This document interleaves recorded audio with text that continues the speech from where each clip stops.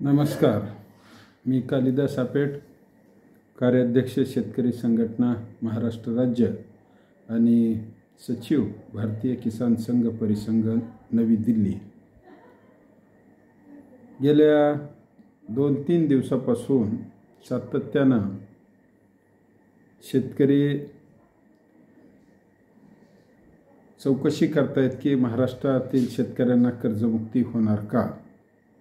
कारण नुकतेच 2 दिवसापूर्वी महाराष्ट्राचे उपमुख्यमंत्री आणि बीड जिल्ह्याचे पालकमंत्री अजितदादा पवार यांनी विधानसभेत सांगितलं की कर्जमुक्ती करायची आहे आणि त्यासाठी माहिती गोळा करणं चालू आहे. आणि माहिती गोळा करण्याबरोबरच आम्ही माजी अर्थमंत्री सुधीर मुनगंटीवार यांच्या अध्यक्षतेखाली एक समिती नेमतोय आणि 1 महिन्यामध्ये संपूर्ण शेतकऱ्यांना सरसकट कर्जमुक्ती देण्यात येईल. भावांनो, आता गंमत आहे की याच काळामध्ये रिझर्व्ह बँक ऑफ इंडियाचं एक परिपत्रक निघालं आणि त्या परिपत्रकामध्ये सांगितलं की कर्जमुक्ती बँकांना बंधनकारक राहणार नाही. म्हणजे आता यामधून आणखी संशय वाढविला की बंधनकारक राहणार नाही म्हणजे सरकार नेमकं काय करणार. अशा वेगवेगळ्या गोष्टी करून शेतकऱ्यामध्ये संभ्रम वाढविण्याचं काम चालू आहे.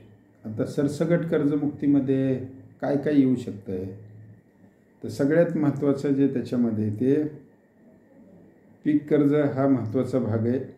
त्याचबरोबर मोटर पाईपलाईनची कर्ज आहेत, त्याचबरोबर ट्रॅक्टरची कर्ज आहेत आणि मोठ्या प्रमाणावर मायक्रो फायनान्स आणि बचत गटांनी महाराष्ट्रामध्ये मोठ्या प्रमाणावर कर्ज काढलेले आहेत. आणि तसं बघितलं तर नागरी पतसंस्था असतील, नागरी सहकारी बँका असतील, तुमच्या राष्ट्रीयकृत बँका असतील, खाजगी बँका असतील, मल्टीस्टेट अर्बन निधी असतील, या सगळ्यांनी मोठ्या प्रमाणावर कर्ज जे वाटप केलं आहे ते शेतकऱ्यांना वाटप केलं आहे. दुसरं, दूध धंद्यासाठी मोठ्या प्रमाणावर कर्ज घेतलेलं आहे. आणि मागच्या म्हणजे 10 वर्षापासून या महाराष्ट्रामध्ये जो गोवंश हत्याबंदीचा कायदा लागू केलेला आहे, त्यामुळं मोठ्या प्रमाणावर शेतकरी कर्जबाजारी झालेले आहेत. अशा काळामध्ये आता सरसकट कर्जमुक्ती द्यायची असेल तर सगळ्यात महत्त्वाचं आहे किंवा ही कर्जमुक्ती करताना पैसे किती लागतील. तर खात्रीने हे सांगता येईल की आत्ता जो नागपूर ते गोवा हा प्रस्तावित शक्तिपीठ महामार्ग आहे आणि त्याच्यासाठी कालच्या अर्थसंकल्पामध्ये जवळपास 1,00,000 कोटीची तरतूद अजित पवारांनी अर्थसंकल्पामध्ये केलेली.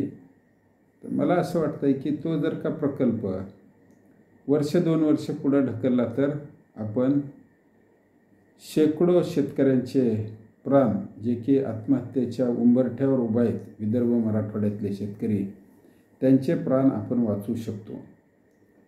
मागच्या 24 वर्षामध्ये साधारण 50,000 शेतकऱ्यांनी आत्महत्या केल्याची नोंद सरकार दरबारी झालेली आहे. आणि हे काही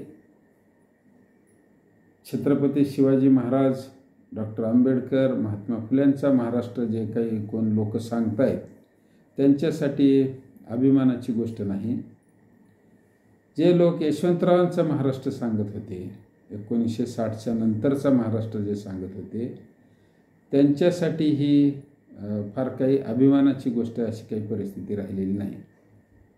यशवंतराव चव्हाणांनी साखर कारखाने, सूतगिरण्या, बँका, पतपेढ्या, बाजार समिती, देशी दारूची दुकानं, रेशनची दुकानं आणि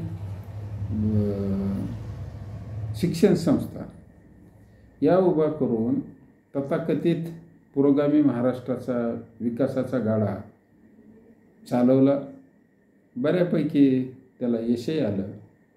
पण आज जर का बघितलं तर हेच साखर कारखाने, सूतगिरण्या, बँका, पतपेढ्या, दूध संघ, बाजार समित्या, दारूची दुकानं आणि तुमचे रेशनची दुकानं आणि शिक्षण संस्था, हे ज्या काही गोष्टी कायदेशीरदृष्ट्या उभा केलेल्या होत्या, ह्याच शेतकऱ्यांच्या लुटीला कारणीभूत ठरलेल्या आहेत.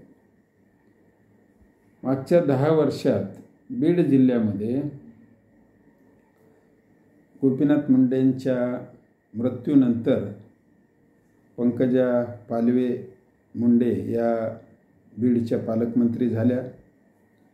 त्याच्यानंतर त्यांचा पुतण्या धनंजय मुंडे हे सामाजिक न्याय आणि कृषी खात्याचे मंत्री, तेच आमच्या बीड जिल्ह्याचे पालकमंत्री होते.